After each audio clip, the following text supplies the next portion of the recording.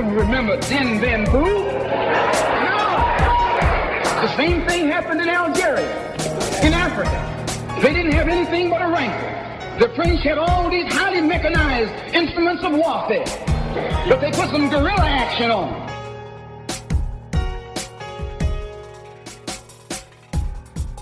Hello and welcome to Guerrilla History, the podcast that acts as a reconnaissance report of global proletarian history and aims to use the lessons of history to analyze the present. I'm one of your co-hosts, Henry Huckamacky, unfortunately not joined by my other co-host, Professor Adnan Hussain, who of course is a historian and director of the School of Religion at Queen's University in Ontario, Canada, as he is still out of commission, but he will be back for the next installment of this series, he has assured me, so listeners do stay tuned for that. I am fortunately joined by our returning guest host, who has been joining me for this entire mini-series thus far. And again, listeners, if you're a longtime Guerrilla History listener, he is not only going to be familiar as being a guest host of this series, but Breht O'Shea was also a co-host of Guerrilla History for the first 3.5 years of the show's history, which went up until just a couple weeks ago. Hello, Breht. It's nice to have you back on the show. Of course, Breht is host of Revolutionary Left Radio and the Red Menace podcast. Absolutely. Love to be back. Hopefully we'll make this a normal thing going forward. And I'm very, very excited for today's topic, as always. Absolutely. So listeners, as you see, Breht has already been back 3 times as a guest host, despite having only left the show about 2 weeks ago. So as you can see, this was a somewhat amicable breakup. We are still friends. We didn't delete his phone number in our phones. It's all good. And he will be No back, struggle sessions. No struggle sessions. No, absolutely not. As I mentioned, this is a mini series and we have a returning guest for it. But before I introduce our guest and the mini series, I just want to remind listeners that you can help support the show and allow us to continue making episodes like this one by going to patreon.com/Guerrilla History. And you can keep up to date with what the show is putting out, as well as what the hosts are putting out individually by following us on Twitter at Guerrilla_pod. That's GUERRILLA_pod. But as I mentioned, this is a continuation of our ongoing History of Modern China mini-series featuring the one and only Ken Hammond. Hello, Ken. It's nice to have you back on the show again. Good to be here. Thanks for having me in. Of course. It's a pleasure, and I know that we've really enjoyed the first 2 conversations of this series, and we are really, really looking forward to the conversation today. So to remind the listeners, Ken is professor of East Asian and Global History at New Mexico State University and author of the book China's Revolution and the Quest for a Socialist Future. And also to remind the listeners, since this is part 3 of our mini-series on modern Chinese history, we did have kind of a preamble episode or an introduction to modern Chinese history back in the fall of last year with Ken, titled China's Revolution and the Quest for a Socialist Future. And then the first 2 installments of this mini-series were on the Taiping and Boxer rebellions, as well as the second installment being on the Chinese Civil War and Revolution. I highly recommend you pausing this episode and going back and listening to those if you have not already, because we are going to be picking up more or less where we left off. Today, the topic is going to be the Cultural Revolution. Now, before we talk about the Cultural Revolution itself, I think as, again, historical materialists, it's important for us to understand how these events feed into one another and how the material conditions of the society also feed into what unfolds and how it unfolds. So we left off in the last episode in 1949 upon the conclusion of the Chinese Revolution. I would like, before we get to the Cultural Revolution, if you can pick us up at 1949 on the success of the revolution and take us up to the Great Leap Forward, which if we were going to have another episode of this mini-series, it probably would have been on the Great Leap Forward individually, but we will try to touch on it at least a little bit in this episode. So, Ken, I know a lot of people will have heard of the Great Leap Forward. Can you talk about how those conditions from 1949 until the beginning of the Great Leap Forward influenced not only the idea that they needed to have a Great Leap Forward, but also the way that they visualized that unfolding and the way that it actually was implemented and unfolded? Yeah. I mean, the Great Leap Forward is is in many ways the culmination of a process of agricultural collectivization, the transformation of agricultural production from what had been a kind of commercial capitalist system where there were lots of large landlords and, they were producing grain, especially for the market. So there was a process of wealth extraction and all that going on. That to try to transform Chinese agriculture into socialist agriculture, collective agriculture. And so it's the great leap we can see as kind of, as I say, the culmination of that. So let me fill in the background on how that developed and put that also in the context of what we call the struggle between two lines, which was an overall sort of dynamic within that first decade of the People's Republic from 1949 to 59 of questions about how the process of socialist construction overall in both the agricultural and the industrial sectors and across the economy, how should that process go forward? Okay. When liberation comes in 1949, of course, Communist Party finds itself in a position of embarking on this great adventure of building a new country, building a new China. And that's a lot of the rhetoric that's used at the time. And the goal, of course, is to create a socialist and eventually a communist society in which, the value, the wealth produced by the work that people perform is equitably and justly distributed among those who have produced it, rather than being siphoned off into the pockets of the owners of the means of production or something like that. But how do you do that? How do you take an economy such as that of China? And in 1949, China was devastated. I mean, there had been years of war against Japanese occupation. There'd been the Civil War. There was a lot of destruction. There had been a lot of looting. Foreign companies had continued to extract wealth from the country. There were millions and millions of displaced people around the country, refugees from fighting in different areas, things like that. So they faced some very, very serious challenges. But there was a sense that they had they knew where they wanted to go. They knew where they wanted to get to. But the process of building socialism, the process of going forward, how do you develop the economy? These were things that were, going to be debated. They could draw on some experience, especially, of course, the experience of the Soviet Union. But conditions in China and the history of the revolution in China were different from those of the Soviet Union, from those of Russia. And so it was a matter of, trying to figure out the best way forward. And as the 50s progressed, two basic orientations emerged within the leadership of the party and within the party overall. Of course, the foundation in terms of the agricultural sector was land reform. Land reform was begun. There, of course, there'd been experiments with that all the way back in the Jiangxi Soviet in the early 1930s, certainly during the Yan'an period, and in the liberated zones in the Northeast when the revolution is approaching its victory in 1948. Land reform begins in a serious way in 1948 and is carried through across the country by the end of 1952. Land reform involved basically, taking land from landowners, landlords who had vastly more land than they could cultivate, and redistributing that excess land. Landlords were left with their own plots of land. They were left with enough land to support themselves and their families. But the excess land, the land beyond what they could cultivate, the land that they had cultivated through tenant farmers or through day laborers or through, what Chairman Mao described as the agricultural proletariat. That land was then redistributed amongst those people, amongst those who had no land or who didn't have enough land to support themselves, so that there was a leveling out, a more equitable distribution of land, the primary asset of agricultural productivity, right? And that process, as I say, that's carried through by the end of 1952 on a nationwide basis. Parallel to that, there's also the transformation of the urban economy, the transformation of industry, the transformation of banking and finance, And this was carried out in an incremental way, through the 1950s, where the, enterprises that had been privately owned are at first brought into a kind of public-private partnership, if you will.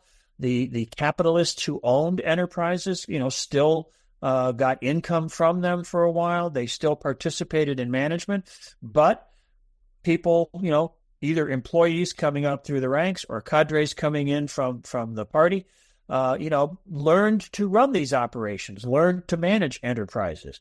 And over time, the ownership of the enterprises was transferred to the state. Capitalists often stayed on in managerial roles. Some chose not to. Some chose to retire or step away. Take the money that they had and not be involved anymore. But it's an incremental process of the transformation of ownership into socialist ownership on the part of the urban kind of, as I say, industrial and banking and finance sectors. And that process goes on, and we can look at various aspects of that. Perhaps more in the next episode, the final episode, where we talk about the reform period. But it's in the agricultural sector, which is, of course, especially at the time of liberation, this was where, 85+% of the population lived and worked. China was still overwhelmingly an agrarian economy, a commercial capitalist agrarian economy, but a farming economy. And so what happened there was going to be critical. The production of an agricultural surplus beyond what was needed to feed people was critical for the development of the socialist industrial sector, because that was the only place where resources for investment were likely to be generated within the domestic economy. So making agricultural production more productive, more efficient, was a fundamental challenge and a fundamental task for building the socialist economy overall. And so by 1952, the party and the government and the people embark upon a process of agricultural collectivization. And this, again, proceeded in an incremental way through the 50s.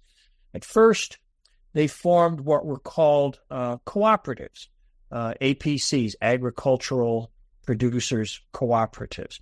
And at first, these were very low-level things.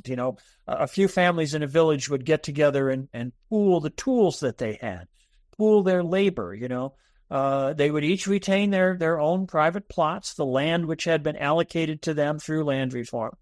But they would cooperate. They would function as a little collective to enhance productivity, and that worked. 52, 53.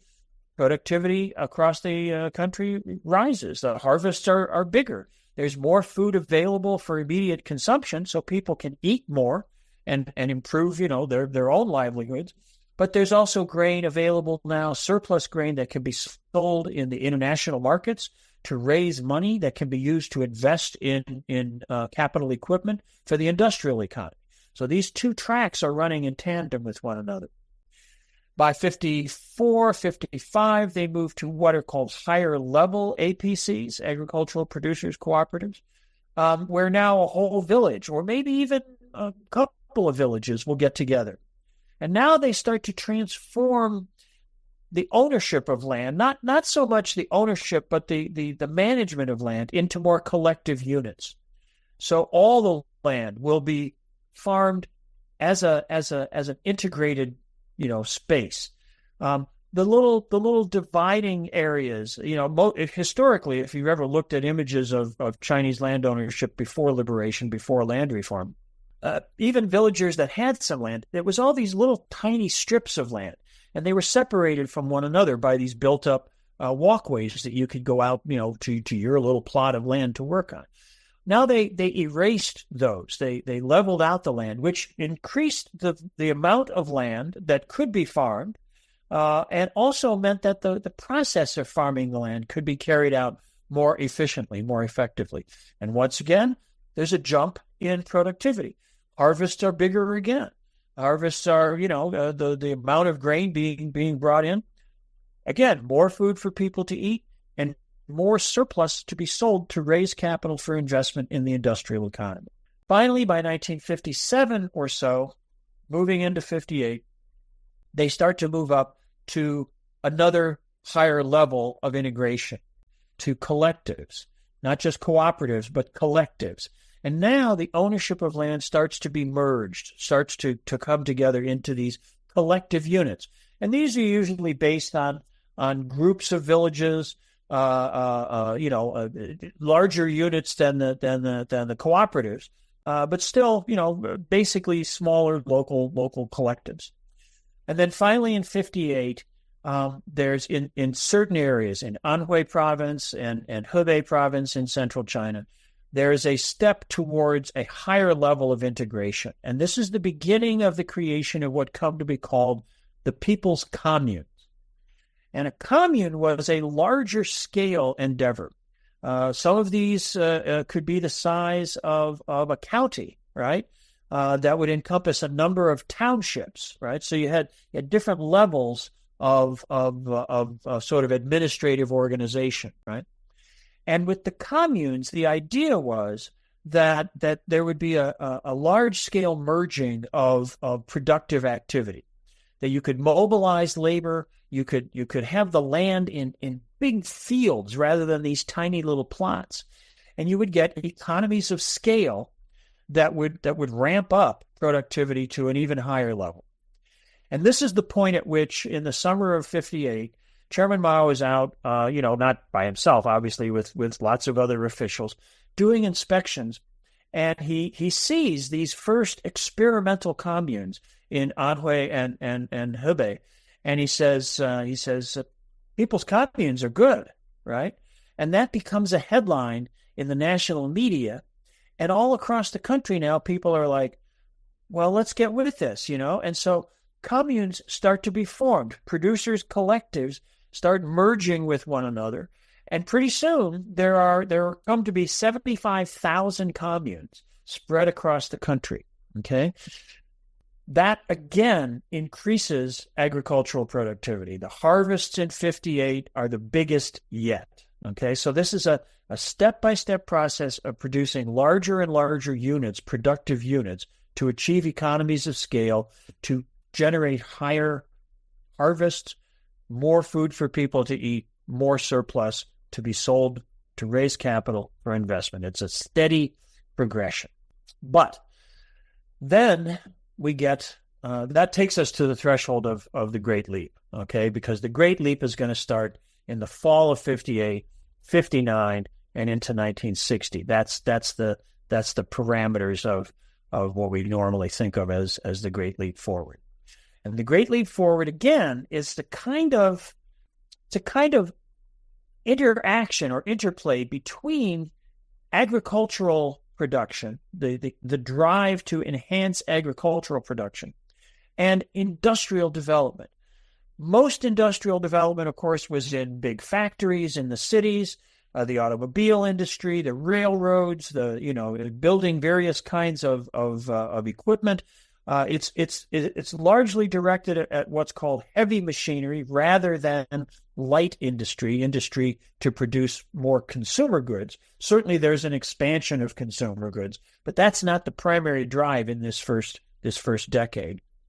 It's basically to build the machinery that would be needed to achieve a level of industrial development where consumer goods could begin to be produced in greater volume. Okay, but at first, it's focus on building the core industrial economy. But there's also, with the Great Leap, there's a vision that goes all the way back to Marx and Engels writing in the Communist Manifesto of overcoming, as they say, the dichotomy between rural and urban, between farming and industrial production, to try to create more integrated economic activity.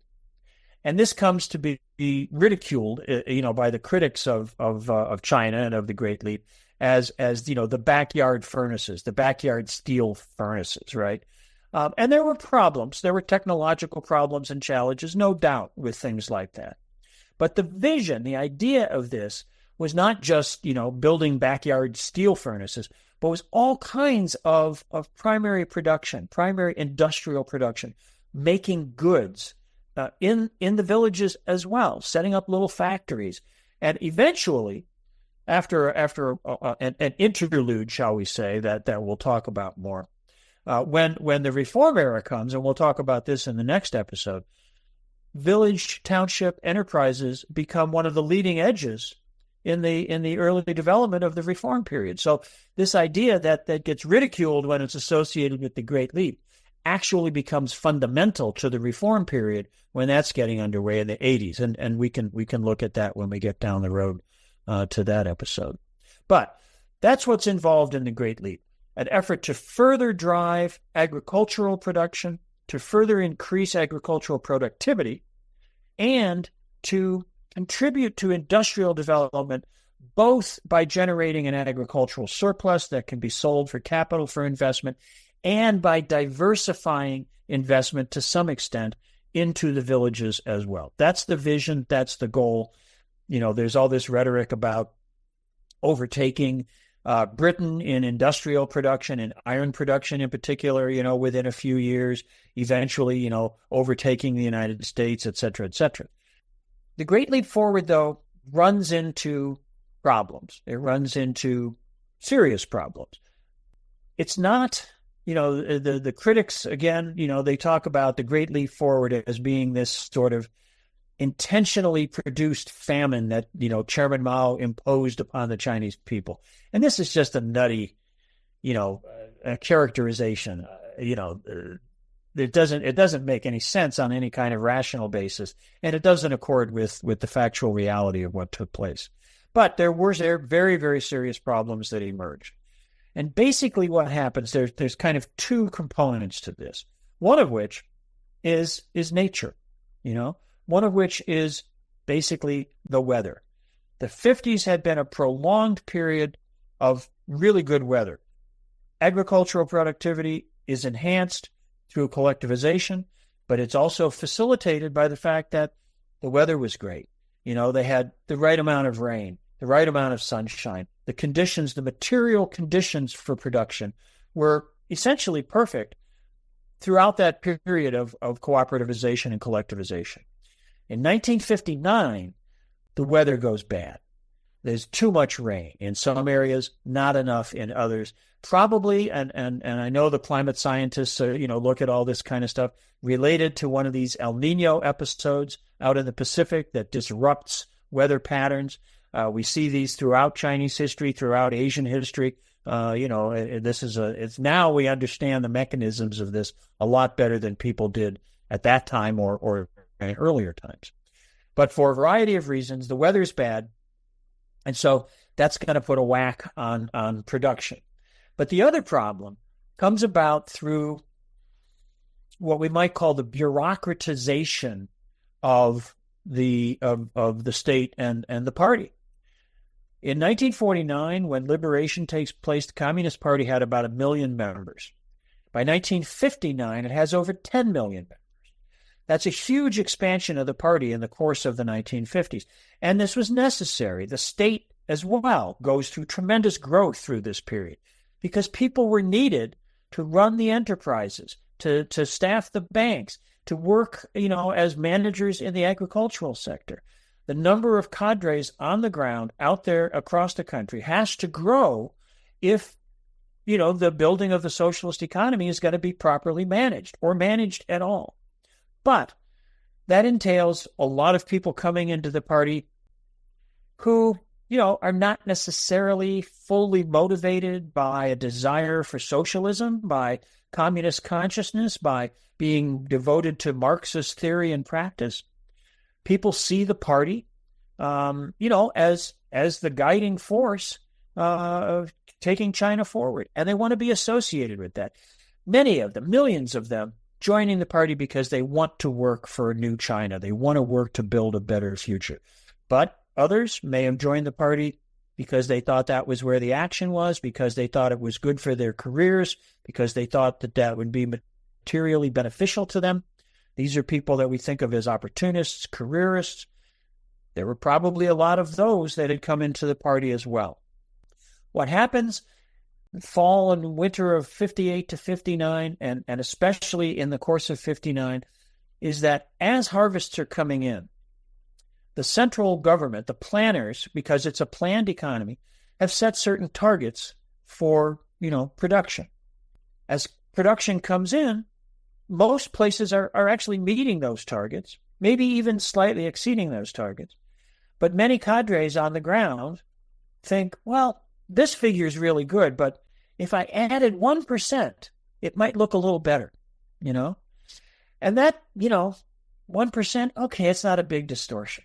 So they do that, and it goes up to the next level, maybe from the township to the county.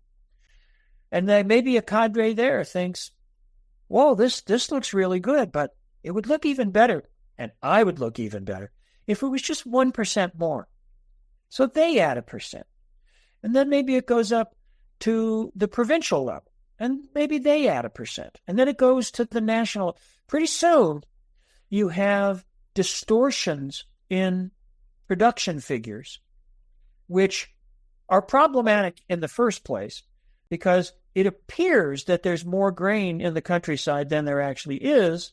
So the procurement level is increased, which is to say the amount of grain being taken out of the countryside for the cities and the markets is increased.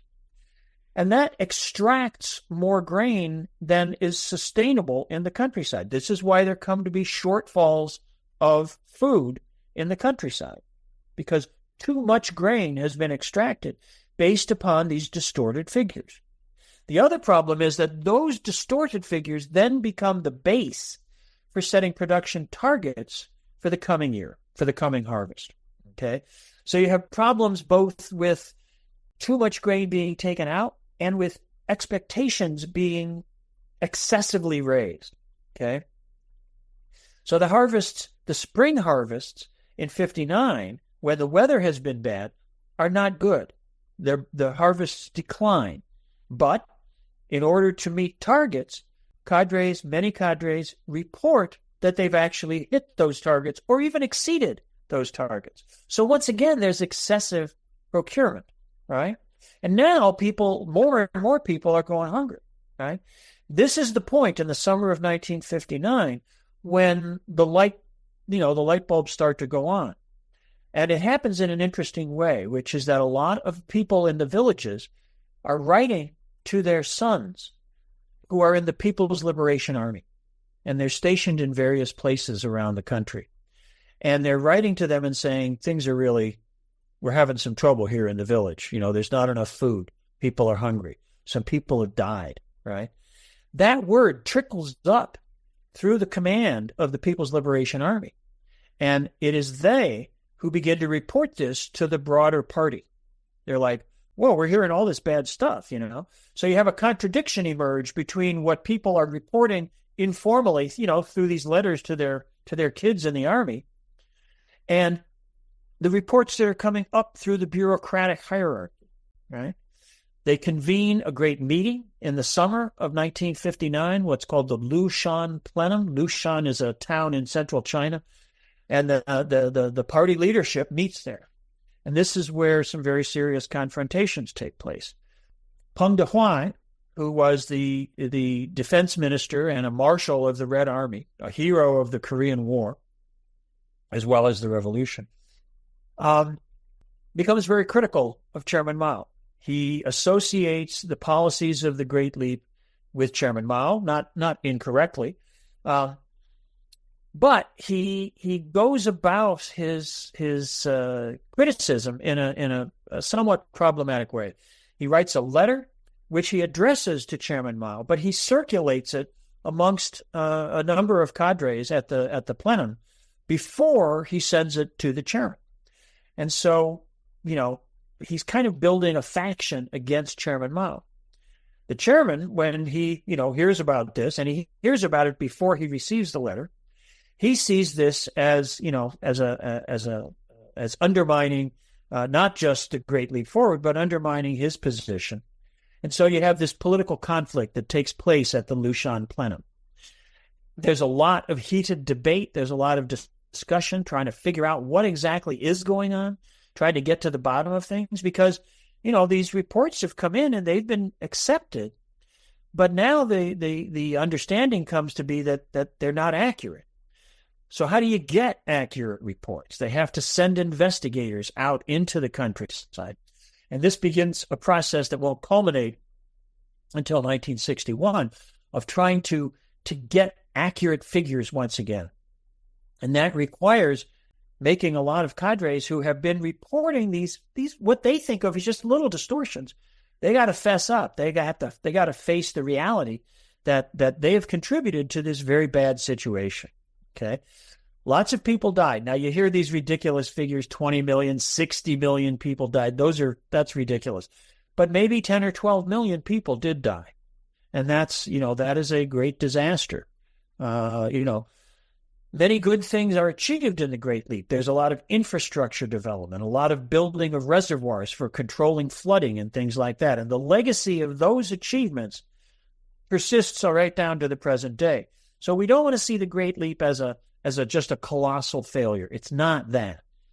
But it is a failure in terms of the bureaucratic distortion of the reporting of these figures and the mortality that flows from that. Okay, so we have to be honest about this. We're historical materialists. We have to deal with those realities. But it's not, a famine imposed on the Chinese people by Chairman Mao for some phrased egotistical reason. It's a problem within the functioning of the party as a bureaucratic organization. And Mao's been critical of that. He's been fearful of that all along. He writes in the 50s, he writes a big critique of what he sees as the excessive bureaucratization of the Soviet party. He's very critical of certain Soviet policies and actions. And he's fearful that that's what's going to happen in China. And now the experience of the Great Leap demonstrates that that's exactly the danger that has to be guarded against.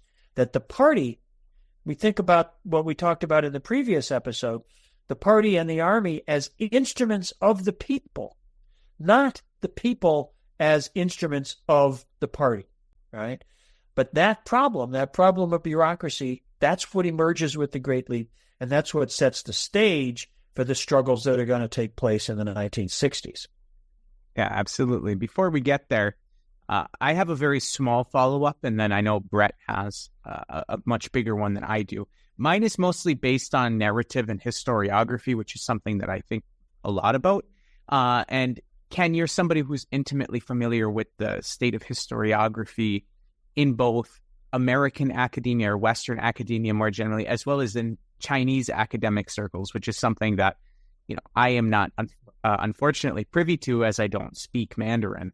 But what I'm particularly curious about, like I said, it's a rather small point, is that when we talk about this point of inflating the numbers in terms of grain yield by, a percent here, 2% there, whatever, the reasons for why that was happening are often speculated on.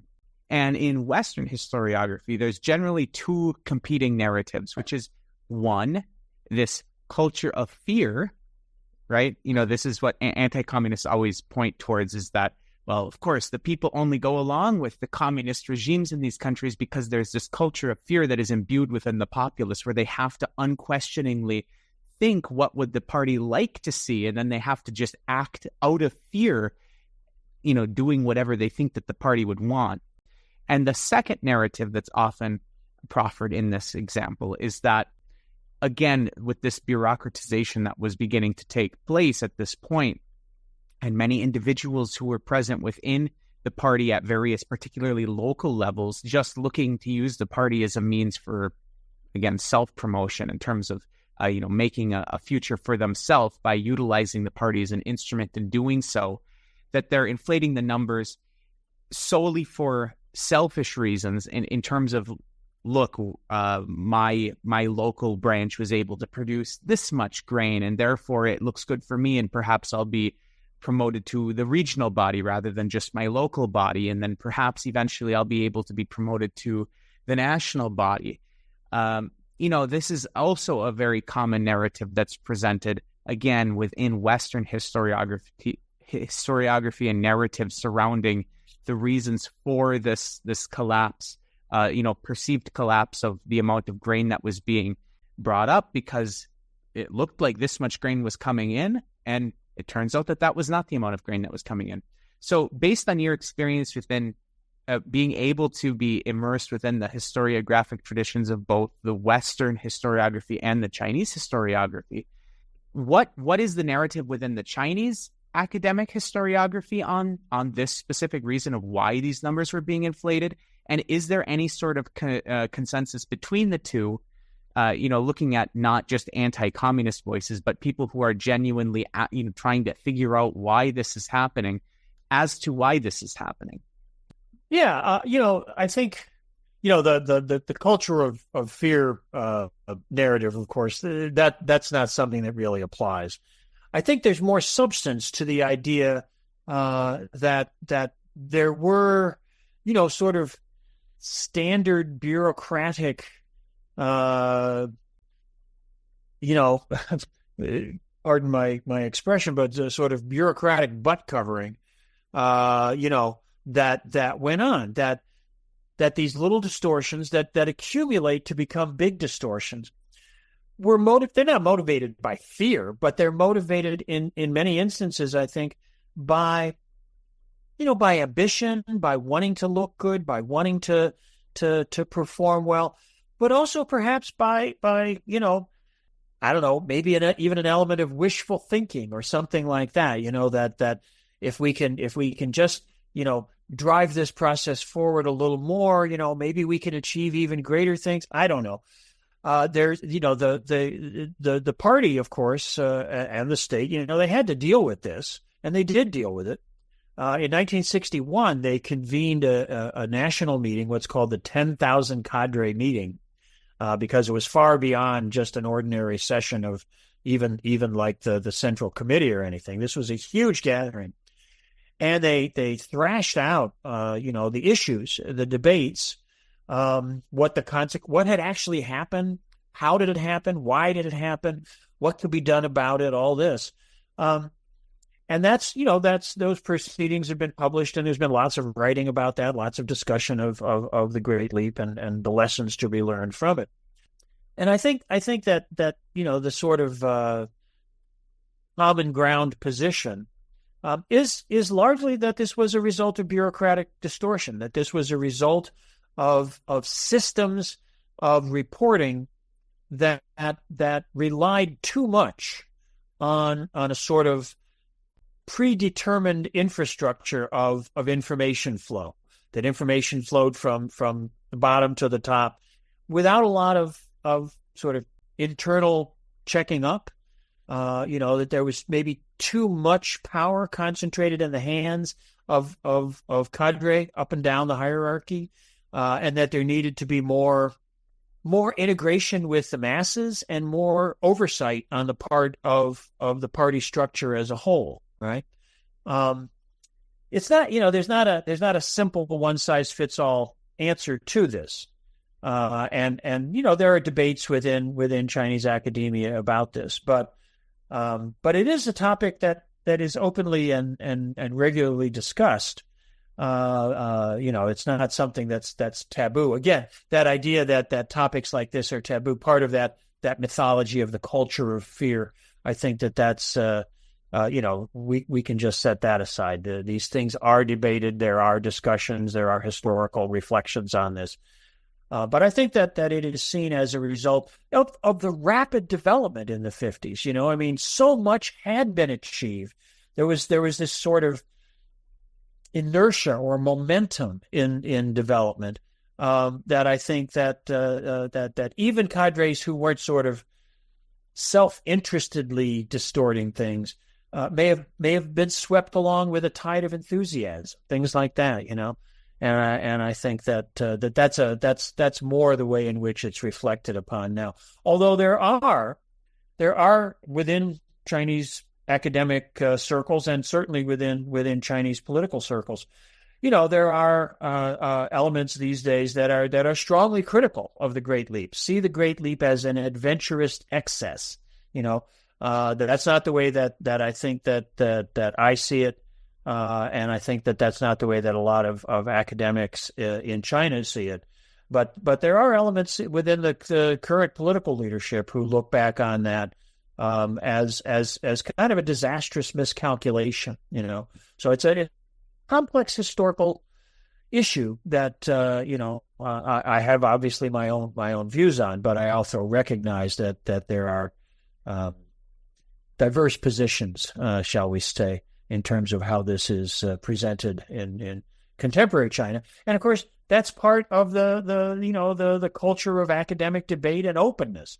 Again, it's not a sort of dictatorial truth that has to be adhered to by everybody. There are differences of interpretation and opinion that continue to animate these discussions. Yeah, and this analysis, I think, is much more nuanced, more legitimate, and more balanced than almost anything else that you hear. I mean, Henry was talking about listening to a BBC interview where just the worst sort of anti-communist nonsense is regurgitated, and I've heard it many, many times myself when I look into these things. One of the things you touched on, Ken, is the sort of always implied intentionalism. And if you Google right now, like if you're in the West and you Google like the worst dictators of all time, a lot of times you'll see like Mao, Stalin, and then Hitler. And the implication in just that ranking is you're laying all these famines at the feet of these people as if they were intentional. I'm in a high-level college graduate course right now studying just the Holocaust. And we're learning the nuances and the ideological sort of reasoning behind the Holocaust and everything that preceded it, and this brutal idea of the Nazis that are going to take over Europe, maybe the world, and that certain people need to be exterminated. That's intentionalism. They set up concentration camps to intentionally kill Jewish people, intentionally kill disabled people, Roma people, etc. And so I think it's Nazi apologism and Holocaust denial to say that Mao, and because of the Great Leap Forward largely, is worse than Hitler, which you will hear all the time in American discourse around this stuff. So people listening really take this into your mind and remember this when you see that stuff, because this is how you push back on it. This is real academic honesty and legitimacy about this is a tragedy. 10 to 12 million human beings died. That is a tragedy. And we should have place in our hearts and in our minds for confronting that tragedy.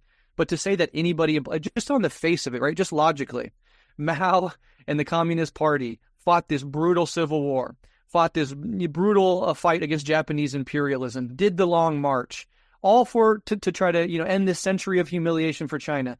The people who are implying that this is intentional think those same people who put their lives on the line to better China and create a better future for the Chinese people intentionally killed 10 to 12 million of their own people. It's absolutely absurd, and it's a fascist lie.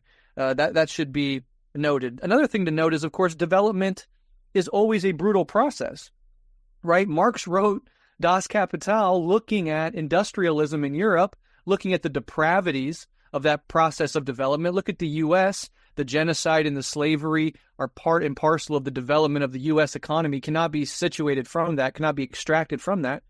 The slave trade and the genocide of the indigenous peoples was much more intentional than these famines were.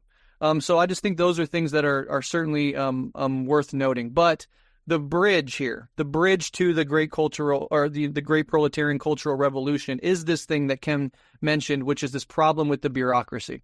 Mao was very aware of this in the Soviet Union, and the Great Leap Forward was in lots of ways a sort of testament to that problem.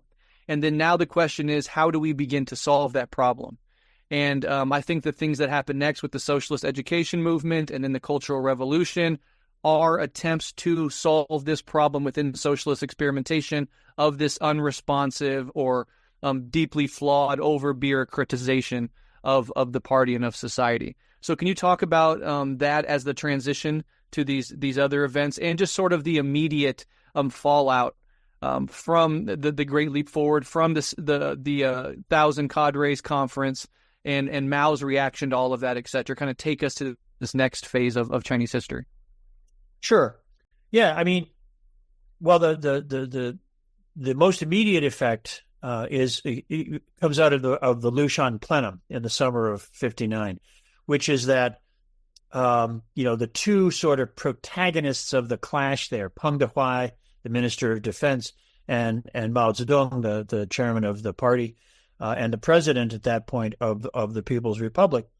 They are both, sort of, I suppose, we could say a political compromise is reached.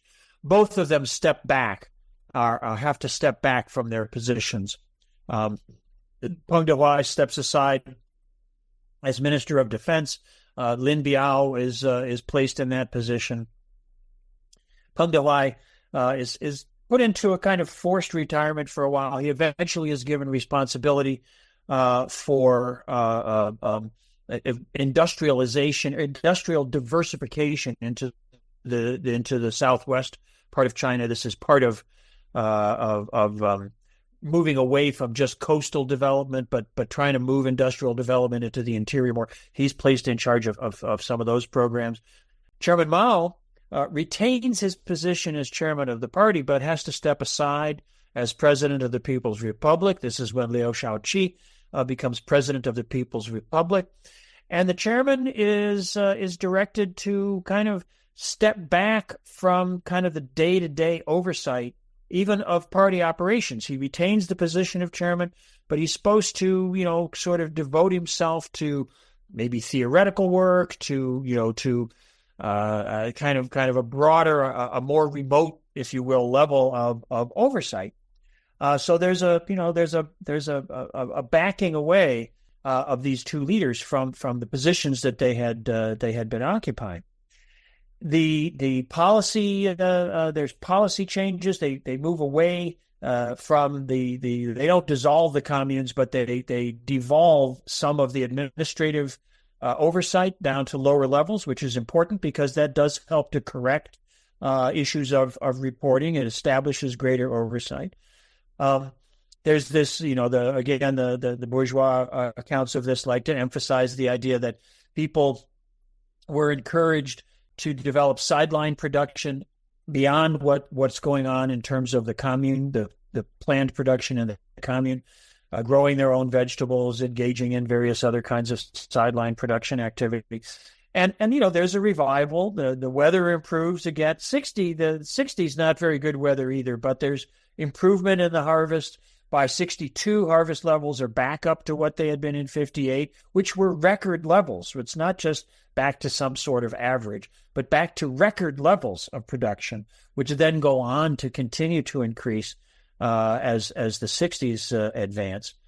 Even through the disruptions of the Cultural Revolution, we hear a lot about, how bad the Cultural Revolution was. We'll talk about that in a little bit. But agricultural production continues to increase through the 60s.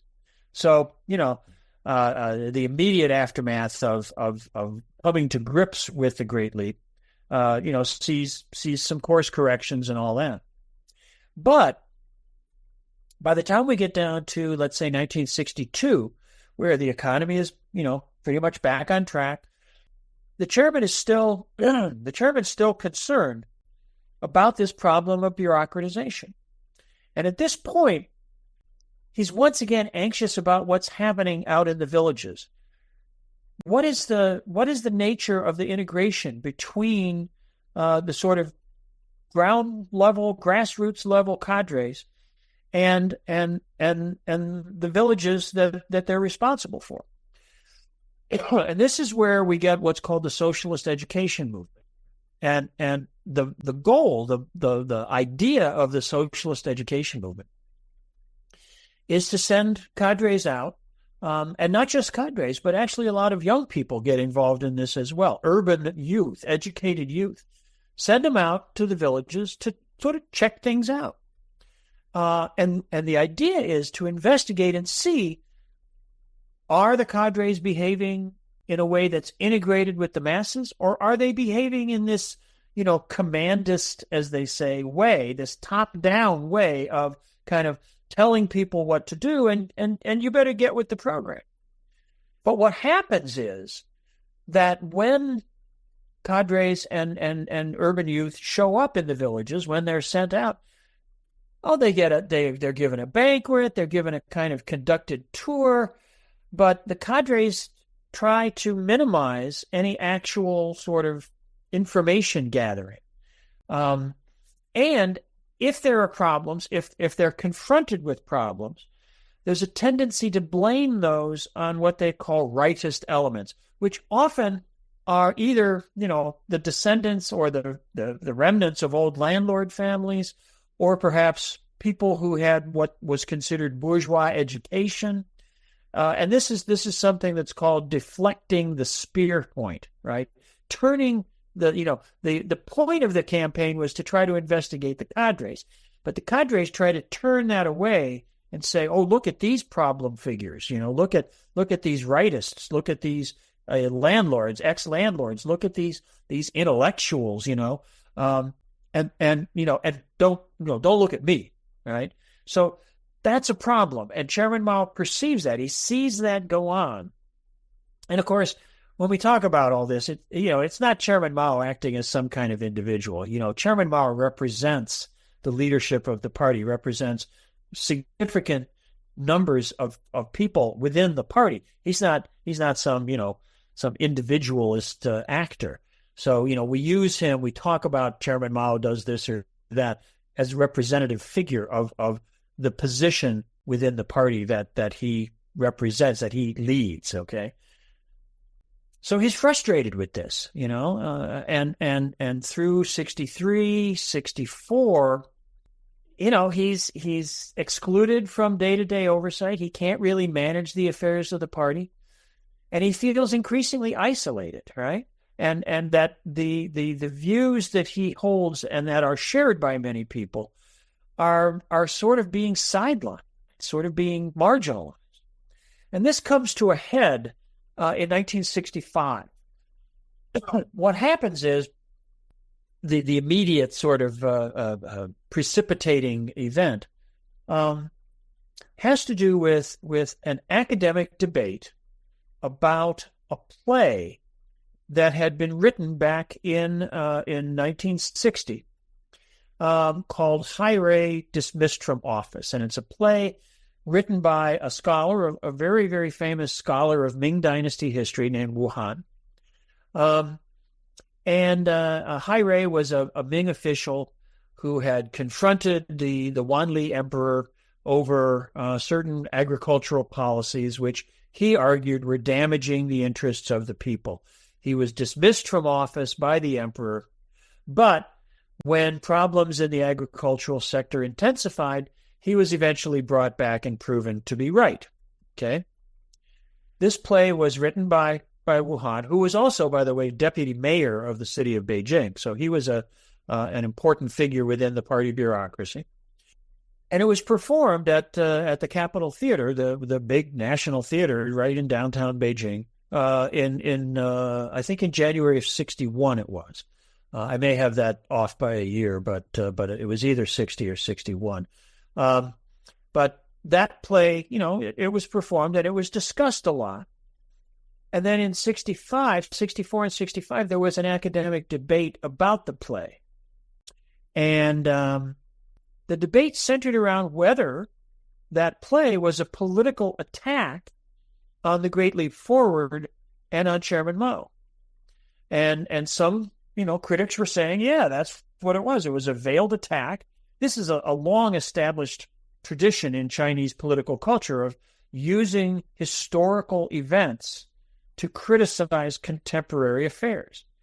And so this is what some people were saying, well, this is what Wu Han was doing. Others were arguing, no, it was just a historical play. He's a historian. He wrote this play, don't read too much into it. And Chairman Mao thought that this debate ought to be taken out to the masses, ought to be taken out beyond, just these little academic circles. And he wrote an article, which he couldn't get published, right? They wouldn't run it in the People's Daily or the Guangming Daily, which is the newspaper for the intellectuals. He had one of his associates, Chen, I'm forgetting the guy's name right now, but it'll come to me as we talk, I think. Anyway, he has him write a version of it, and they can't get it published. But they do eventually get it published down in Shanghai. in the Liberation paper down there. And then he tries to get it picked up by the national media, but there's still resistance to this. This is in November of 1965. So this is when he begins to think about the need for what comes to be called a cultural revolution, because he doesn't want these important political issues, these debates about the Great Leap, about the nature of the Great Leap, and all this, where Hai Rei is sort of a surrogate figure for Peng Dehuai, right? And the Wanli Emperor is a surrogate figure for Chairman Mao, basically accusing Chairman Mao of behaving like an emperor, So this becomes this academic debate, but Chairman Mao says, look, let's just take this out to the masses. Why don't we have everybody involved in this? And the party is saying, no, we want to keep this to academic circles. And that's when the decision is made to go around the party, to go directly to the masses. And this starts by the time we're into the spring and summer of 66. You get the call, for debate. You get these debates within the party leadership. You get the May 16th circular that calls for debate. The party bureaucracy, the leadership, the core leadership, they try to control this. They send what they call work teams out to the academic institutions, especially in Beijing, to Beijing University, Peking University, Tsinghua University, the Aerospace University, the Aeronautics University, all of these areas, to try to control this discussion and this debate.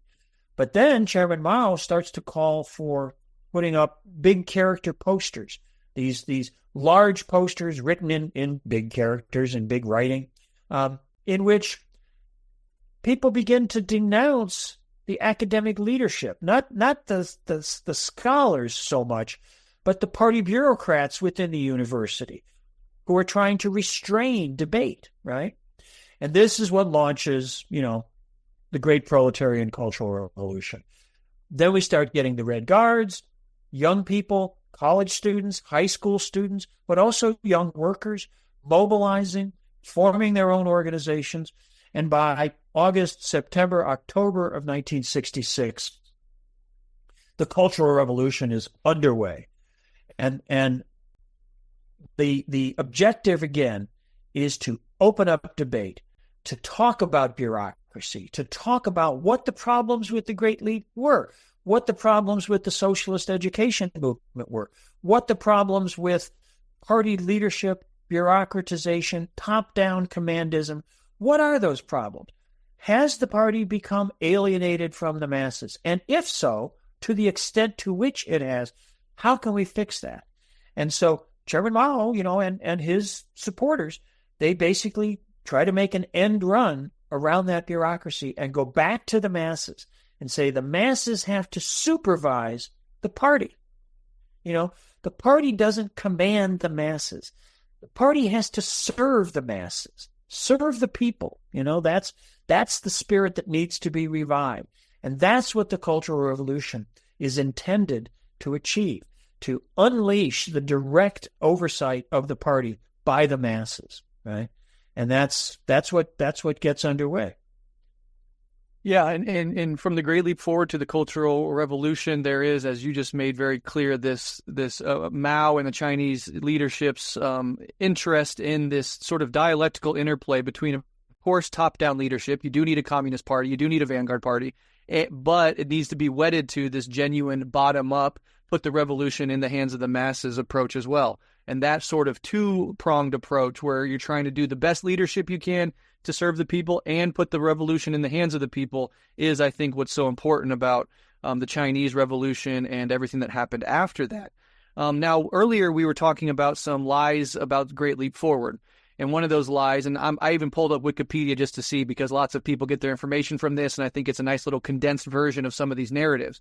But during the Great Leap Forward, in the first paragraph, it says, higher officials did not dare to report the economic disaster. Again, implying this idea that Mao or the communist leadership would somehow off with their heads or something like that, which you've already sort of addressed. And even the PLA leadership, making this problem known as they saw it amongst their soldiers, I think speaks against that narrative.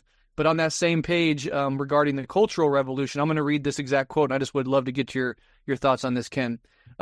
They say, Mao did not retreat from his policies after that Thousand Cadres conference.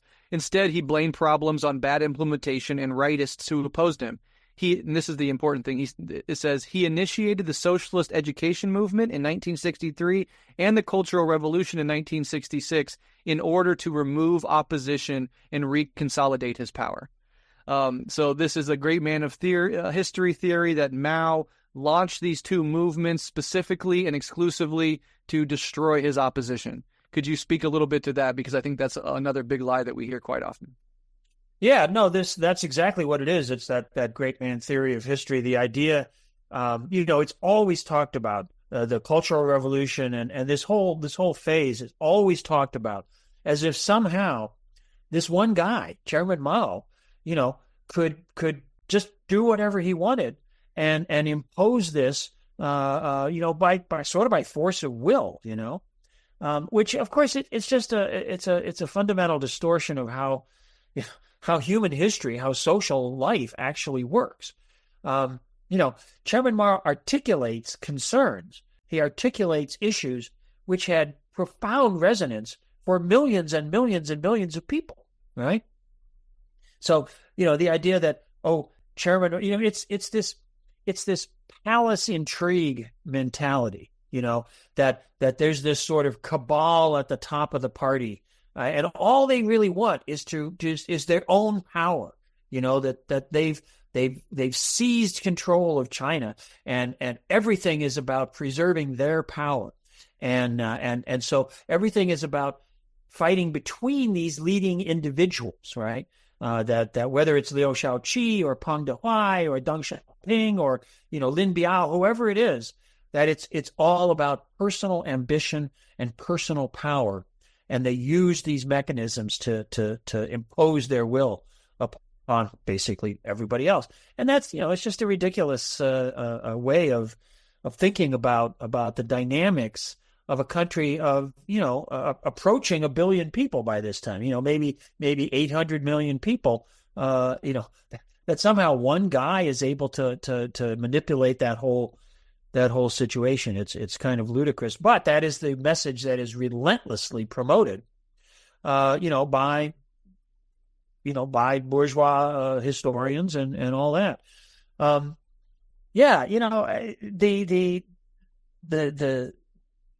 The very idea, attacking the Communist Party, he's not just attacking individuals.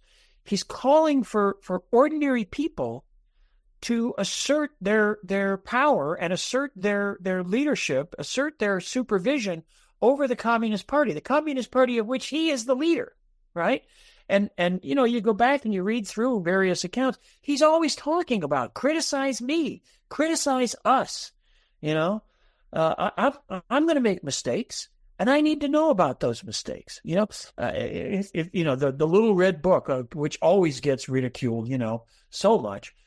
If you actually read the damn thing, it's full of self-critical discussions. It's full of him talking about the need to serve the people, the need for the party to support the people, to be an instrument of the people, not to be the dictators, not to be, the power that tells other people what to do, but the party that takes the interests of the masses and tries to find ways to implement, right? To serve them, to address those things.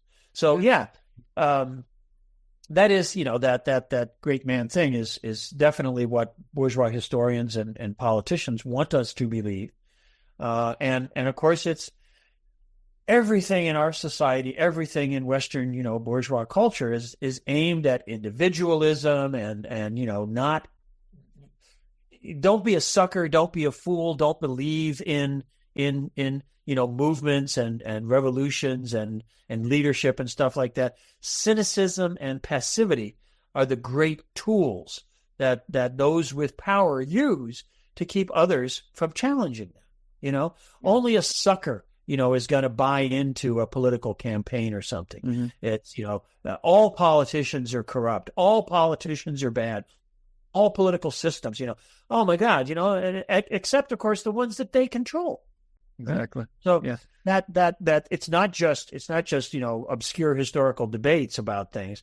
This is the political culture, the political reality in bourgeois society. And all the mechanisms of propaganda and social media and TV, movies, whatever is mobilized to do this. And so we wind up with this image of, some sort of crazed, bloodthirsty Chairman Mao, allowing millions of people to starve just because he's trying to protect his own bureaucratic interest.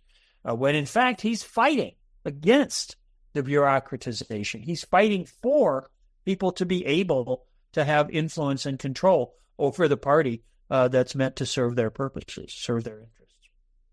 Yeah, beautifully said. And that cynicism, that nihilism about don't trust anything, it really gets full-throated support in like paranoid reactionary and even libertarian ideologies where government as such is supposed to be seen with complete contempt and complete suspicion. They don't very often apply that skepticism towards corporate power, which is always very interesting to note. But yeah, it's this whole thing like government in general is bad. And that's like sort of this Reagan ideology that really promoted this idea as well. But I just wanted, before I hand it over to Henry, just mention the fact that I think there's also a racist element, especially when we're talking about global South movements, where they take this great man theory and really drive it home. These are brutal dictators. The people themselves are seen as mere pawns with no agency.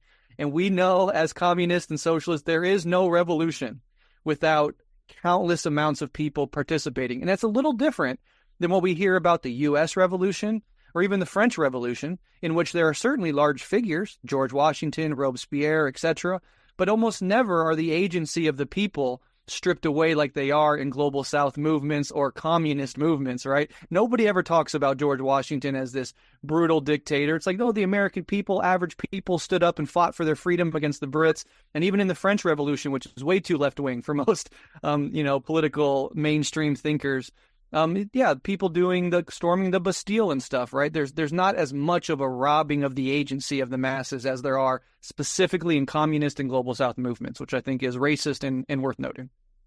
Well, I agree with that entirely, Breht, and that's something that I've brought up on several episodes, including some which haven't been released yet, but will be coming out around the same time as these episodes. So, we're totally on the same page there, and I'm glad that you brought that up at this juncture in the conversation.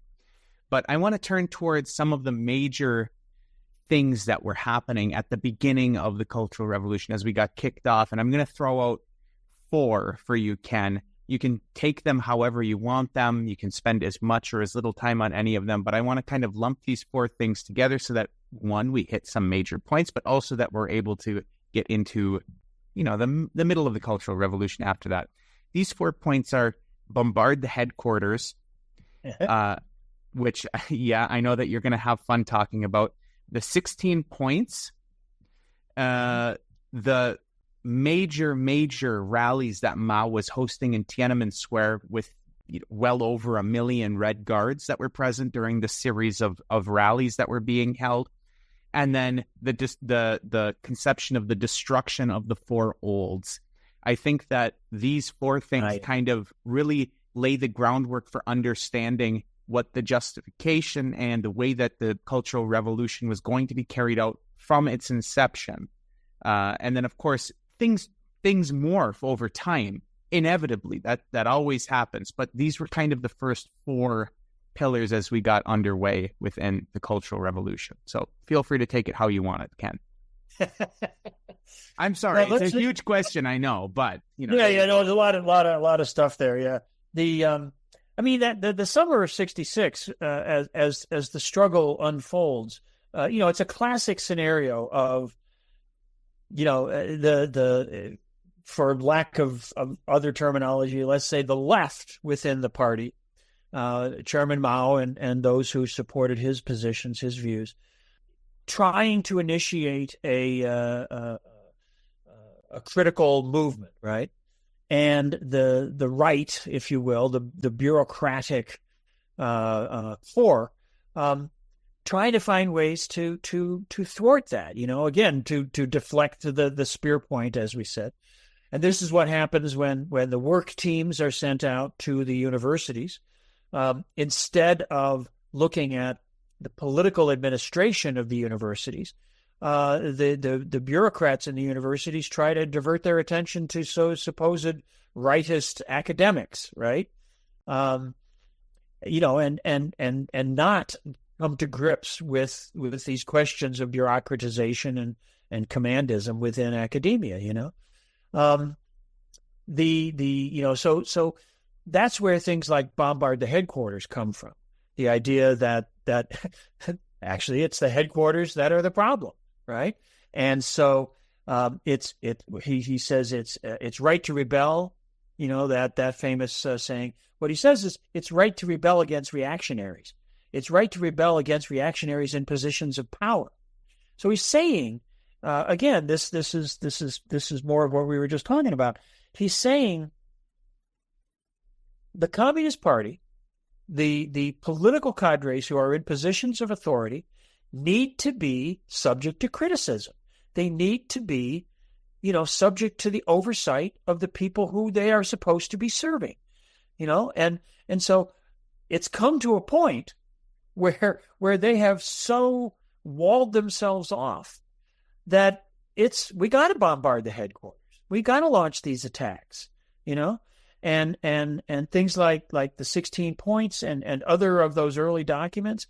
That's where a lot of the struggle is going on over, what are we going to criticize? What are we going to attack? What are the issues that we need to be concerned with? How are we going to take down this bureaucratic aloofness, this idea of, hey, I'm in charge. Don't tell me how to do my job. I'm classic bureaucratic mentality. Really what they really needed to do in some ways was go back and read their Max Weber on bureaucracy and figure out that this is something that's going to happen, and you need to put in place mechanisms to deal with it, right? That's what this struggle is about. That they'd made various efforts previously, coming out of the Great Leap, the socialist education movement, and they had been thwarted, right? So now, blow it up, right? Bombard the headquarters, take it to the streets, take it to these mass rallies. The mass rallies, that's a demonstration. It's, again, the bourgeois distortions of all this. It's portrayed as this kind of mindless adulation of Chairman Mao. You get 1 million Red Guards in Tiananmen Square waving their red books and everything. And it's very dramatic. It's very dramatic footage, But the point isn't the adulation of Chairman Mao. The point is to send a message that says, look at these young people. Look at the spirit that they have. Look at what they want. They want the revolution. They want us to be true to the revolution. And that's a message that's directed at those, at the people in power within the party, within the government, within academia, within enterprises, who are not listening to the masses. It's a message that says, we got to break this down. And here are millions of young people. What are there? There's like 8 of these mass rallies. So probably somewhere between 8 and 10 million young people who've come to Beijing. Yes, they've come to see Chairman Mao, but they've come to take part in the revolution. They're going out across the country. They're visiting the historical sites. They're going to Jiangxi. They're going to Yan'an. They're going to places along the route of the Long March to reconnect with that revolutionary tradition, with that revolutionary history and that revolutionary spirit. And that's the message. That's the message, is that, bureaucrats, wake up, These are the people. These are the people that you have to think about. Their future, their country, their revolution. And that's really what all of those steps in the summer of 66 are about, is getting that launched, whether it's the big character posters or bombard the headquarters or, Red Guard rallies or whatever. It's all of that is part of this struggle to break out, in a sense, of this kind of bureaucratic, I don't really want to say straitjacket, but this bureaucratic, constraint on initially on these young people in academic institutions, in schools, but more broadly on the society as a whole. Yeah, well, let's get into that a little bit more then. The Red Guards, for example. It seems like a large group, but of course there are divisions within what are called the Red Guards. And there's also this idea that the Great Proletarian Cultural Revolution was on some level, maybe people say a full-on civil war, some people say a low-level civil war. I'm wondering if you can address this claim of whether or not, that term would apply or whether there's any legitimacy to such a claim. And then maybe just like parse out who the Red Guards were, the different factions where, certain Red Guards will be fighting against other Red Guards, et cetera, and kind of help us make sense of this sort of complicated period of time. Well, it's an extremely complicated period. And the Red Guards were a spontaneous development. People began to form these organizations. You have to think of it that these were young people who had grown up since liberation, right? They had grown up in the People's Republic of China. They were relatively privileged in a sense, for the most part, in the sense that they were students, they were in school. Their parents were probably, they were urban to begin with, and their parents were, were workers or maybe administrators or professionals of one type or another. They had been raised in a culture of hope, of a vision of a better future, of a socialist future. I often think, and I've had conversations about this with contemporaries of mine, people who lived through this, who were Red Guards, who were in the Cultural Revolution in China. In some ways, it's similar to the experience that people like I had growing up in America in the 1950s and the early 1960s. In that post-World War II era, fascism had been defeated. World War II, the mythology and the memory, the real legitimate memory of that when I was growing up in the 1950s was that, ordinary Americans, working class Americans had gone off and defeated fascism, defeated Hitler, defeated Japanese militarism. Now, of course, all that gets subsumed and distorted in the context of the Cold War, but there was still a kernel of feeling about that. And there was a sense of optimism. And that too was warped and distorted. It was part of, a white supremacist culture that was still persistent. But there was this faith growing up, this hope growing up in the 50s. We were taught in school about democracy, about American democracy, equality, right? The civil rights movement was getting going, and to some extent that was inspirational as well. And so we were raised with this hope that this belief, this faith, if you will, that America was a society that had its problems but was struggling to achieve a more just and equitable society. And then we hit the wall in the 60s, right? Vietnam, Santo Domingo, racism, poverty. We became aware of those things, and that's what mobilized the youth movements, the student movements, the radical movements of the late 1960s. When I talk about this with my friends in China, it's the same thing. They were raised in a moment of hope, in a period of faith and belief that the revolution had succeeded, that socialism was being constructed. And then, about the time that they're teenagers or college students, they begin to see, that it's not that way, that there's still tremendous poverty in the countryside, that there's still struggles going on within the party, that the party is telling people what to do rather than saying, how can we serve you, And so they have this political awakening that mobilizes millions of young people to do the right thing, to reconnect with the revolution, to launch, in a sense, a new era of revolutionary struggle, to get the party back on track, to get the process of socialist construction back in touch with the very people for whom it was meant to serve, right? And so it's funny, I have this sense of a kind of parallelism of young people awakening from not a false dream, but a dream that was not fulfilled and struggling to move in the right direction at that point. And that, I think, is a lot of what goes on with the Red Guards. But these were people who didn't have a lot of political experience, who didn't have a lot of, well, just that. Didn't have a lot of knowledge of the nuts and bolts, I guess I would say, of political organizing and political activism. So they were motivated. They were impassioned, right, to struggle, to go out and follow, the leaders. Listen to Chairman Mao. Take those critiques seriously. But there were different groupings, and what happens as we move through the fall of 66 into 67, different groupings of people. There were different divisions within the Red Guard movement as a whole. There were some initially who were offspring of party cadre. But then there were others who were not, who came from outside the party, whose families weren't part of the party. There were workers' kids, especially the high school Red Guards, who weren't in college yet and came from working class families, right?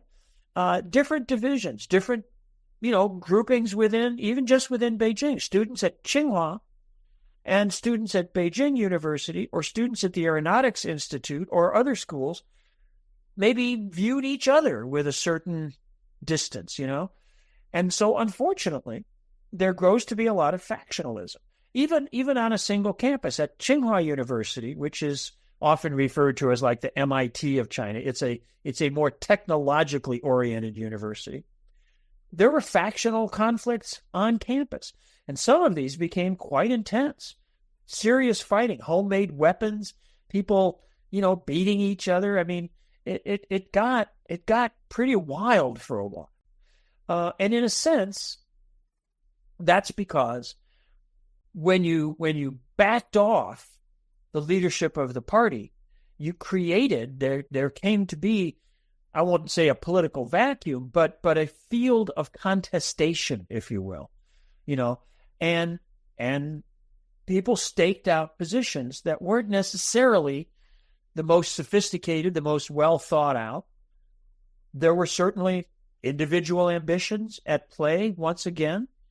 People who became leaders of Red Guard groupings, could themselves be vulnerable to those kinds of individualist, self-interested feelings, So the Cultural Revolution, the Red Guard aspect of the Cultural Revolution, it serves a great historical purpose, which is to mobilize popular participation, to reconnect young people with the revolutionary heritage, all that traveling. They made the trains free, so young people could go anywhere in China for free.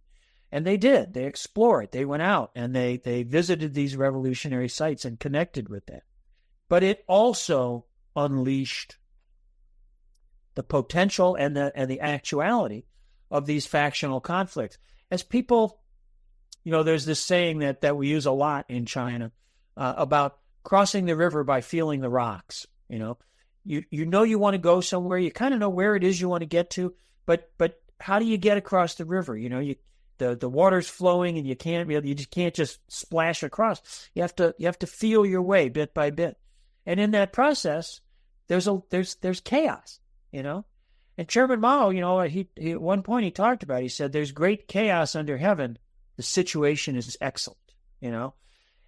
Willing to embrace the chaos, willing to embrace, some of the disruptiveness, some of the literally out of control nature of the Red Guard movement for a while, because it shook things up, And you can look at that cynically, or you can look at it, in a way that accepts it as part of the complexity and the humanity of political struggle.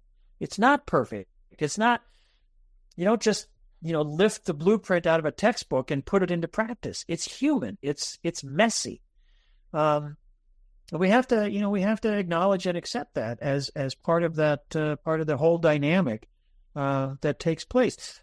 The Red Guard phenomenon is actually a relatively short-lived phase of the Cultural Revolution. That's mostly what people talk about.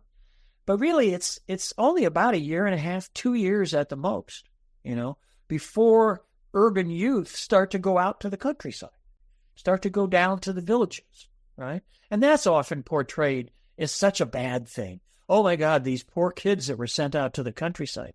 But when you talk to people who lived through that, and on both sides, both the young people who went to the villages and people who lived in those villages, the idea, a trope you hear a lot is, oh, these were just, smarty pants urban kids who didn't know anything about farming, so the peasants didn't really want them in their villages. Well, they didn't go there. They went there to some extent to take part in agricultural production, but they went there, they became the barefoot doctors, they became teachers, they became people who helped raise the level of cultural understanding, of medical knowledge, of services in the villages. There's several wonderful books of people who came out of the villages because they had opportunities that were created by the presence of these urban youth that were sent to the countryside. Many of them, after 10 years, it became possible for them to come back to the cities. Lots of them stayed where they were because they'd become integrated into those rural communities, into those village communities. Lots of them went back to the cities, and that was great too. But, the idea of the Cultural Revolution as this sort of just this chaotic mishmash that didn't accomplish anything, it's just wrong. It's just wrong. It accomplished so much, but it ran its course, and eventually it achieved a lot of the things that it set out to achieve in terms of forcing the party to reconnect with the masses.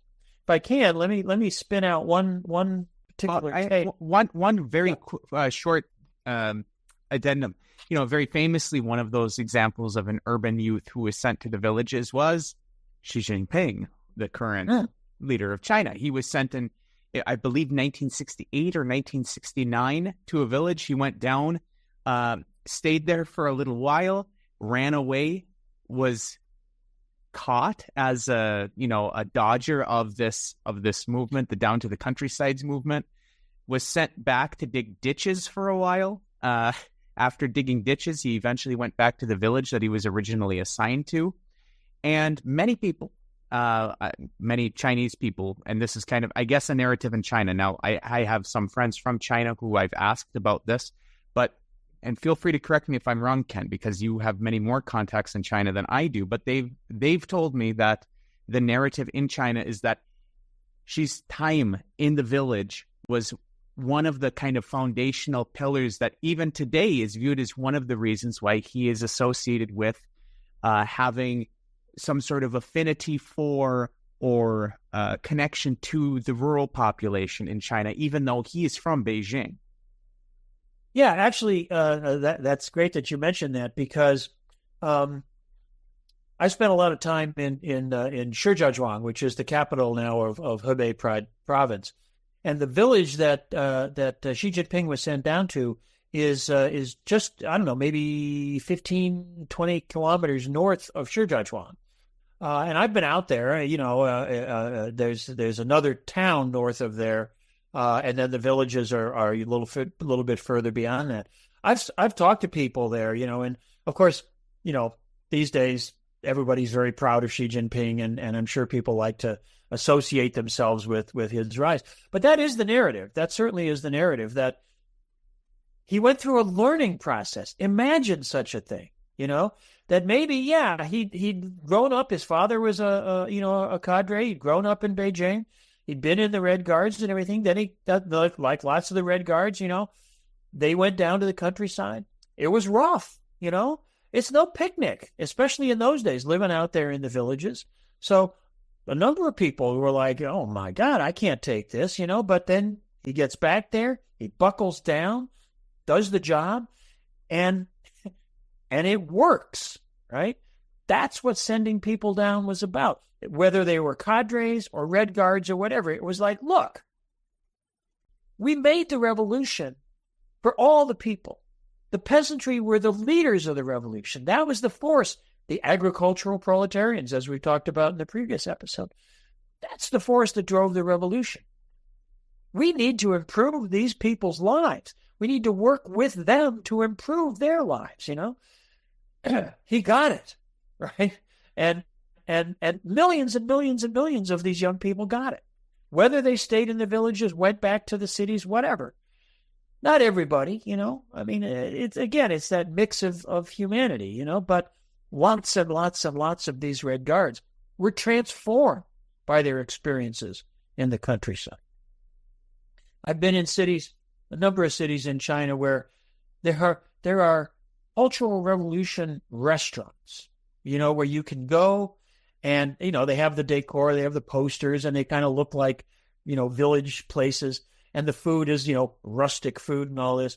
And people go there because they want to reconnect with that. They want to remember that. There's a certain nostalgia for that. Even on people who went back to the cities and, maybe went on to college and had careers and all that. There's not this sense, you hear this idea that the Cultural Revolution was this horrible trauma and nobody wants to talk about it or think about it. That's just nonsense, It's a living experience. People have different views. Some people hated it. Some people had a terrible time. But lots and lots and lots of people learned from it, grew through it, and remember it in very positive ways. So, we don't want to buy into that 10 lost years narrative. That's just not the reality for vast numbers of people. Yeah. Go ahead, Ken. Go ahead. Let me just talk about one thing, and then we can maybe move on down past the CR, which is the Shanghai Commune. Okay, that was the question I was going to ask. Oh, okay. Well, good time. Yeah, great. We always say great minds think alike. I was going to ask about seizures of power and the Shanghai Commune and revolutionary committees. So since that was where you were going to go anyway, I won't. Just go ahead, Ken. Take it how you want. In many ways, I think that's the hub. That's the nut of the Cultural Revolution. Getting it started, the summer of '66, the Red Guards. That's great. That's what releases the mojo, if you will. But it's the Shanghai Commune where the rubber really meets the road. And what happens is, Shanghai was the largest industrial city in China. It was China's great port. Goods going out, goods coming in, passing through the port.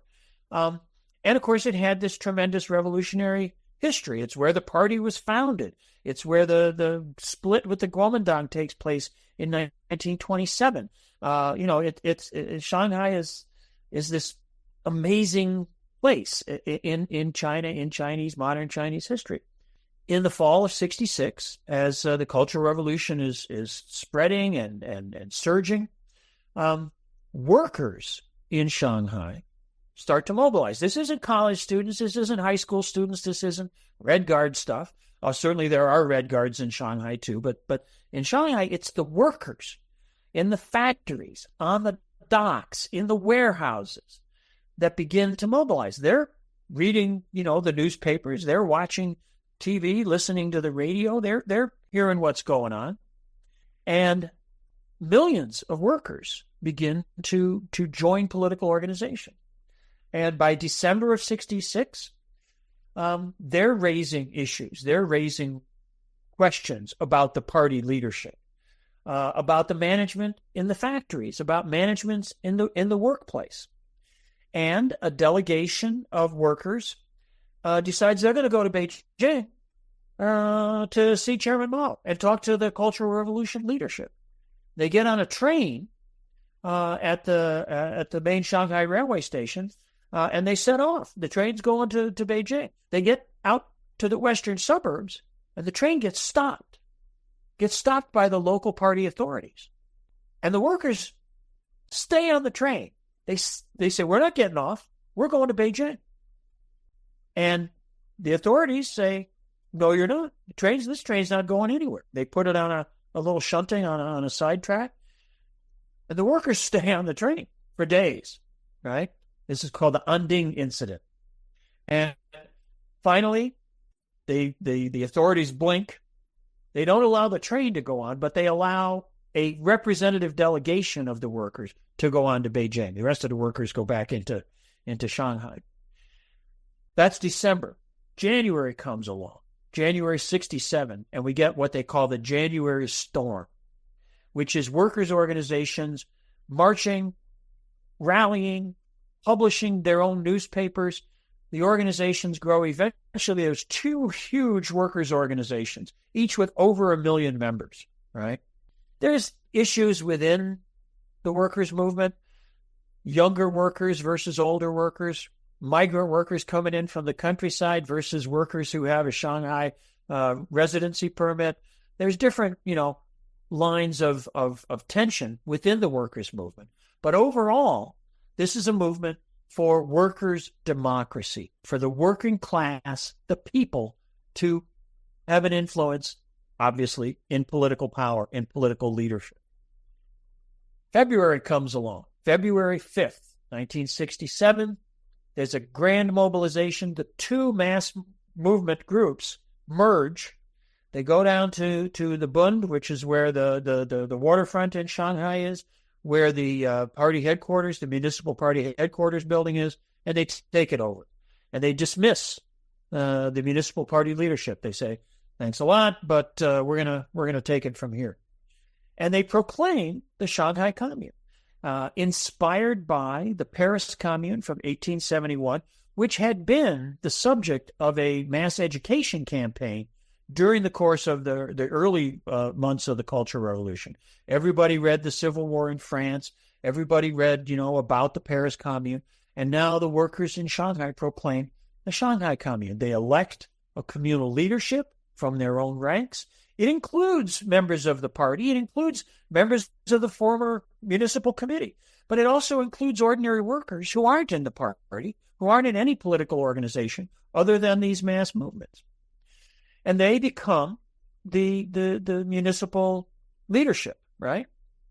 Well, amongst them, there are a couple of important cadres, a fellow named Zhang Chunqiao and a fellow named Yao Wenyuan. And Yao Wenyuan had been very close to Chairman Mao. So they go to Beijing and they meet with Chairman Mao and the Cultural Revolution Leadership Group. And it's at this point, this is mid-February, that a crucial decision, maybe the crucial decision in the Cultural Revolution is made. Because Chairman Mao says to them, look, of course, we support the commune. Of course, we support the workers. Of course, the working class should be the political power in China. But you can't get rid of the party. Getting rid of the party is like cutting off your head, right? There has to be leadership. There has to be structure. So let's think of a better way to do this. How can we do this? And then they talk things out, and these comrades go back to Shanghai, and they have debates within the commune. And by the end of February 27th, I believe it is, the commune decides to dissolve itself and to replace itself with what is called the revolutionary 3-in-1 combination. The 3-in-1 combination is the party, the army, and the masses. The army, because the PLA was a force for stability during these years. The PLA was also heavily politicized. That's where, under Lin Biao's leadership, the Red Book is first put together, quotations from Chairman Mao, and that had been issued initially by the political department of the PLA. So the party, the army, the masses, right? That's the 3-in-1 combination. And this is what comes to be called the Revolutionary Committee. And this is a new form of organization, right? The idea being, this is a mechanism through which the basic objective of the Cultural Revolution, the supervision of the leadership by the masses, the party leadership, the state leadership, the people in positions of power, can be supervised by the masses. Now, this is a structured form that allows that to come into being, to come into practice. And over the following year or so, year and a half, one by one, the different provinces, the municipalities, different levels of administration throughout the country struggle to produce 3-in-1 combination revolutionary committees.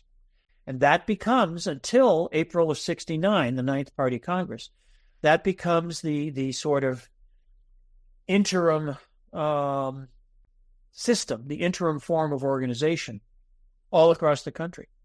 That culminates with the convening of the Ninth Party Congress in April of 1969, at which a new Central Committee is elected, overwhelmingly composed of people coming out of the 3-in-1 combination. Workers are elected, peasants are elected, soldiers are elected, but traditional party cadres are also elected. The composition of the Central Committee coming out of the Ninth Party Congress is a new party. It's a new leadership. Obviously, there's carryovers. There's some people who've been in leadership previously, but a lot of fresh faces.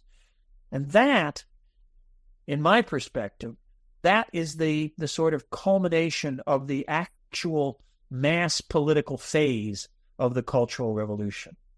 It carries on. There's political struggles within the party, over the party line, over, modernization, science, technology, all these kinds of issues, cultural issues, the revolutionary operas, cinema, all this kind of stuff.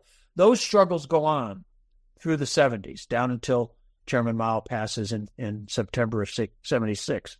But the decision, the reconstitution of the party, the re-engagement of the party with the masses, that is kind of given its institutional instantiation, if you will, at the Ninth Party Congress.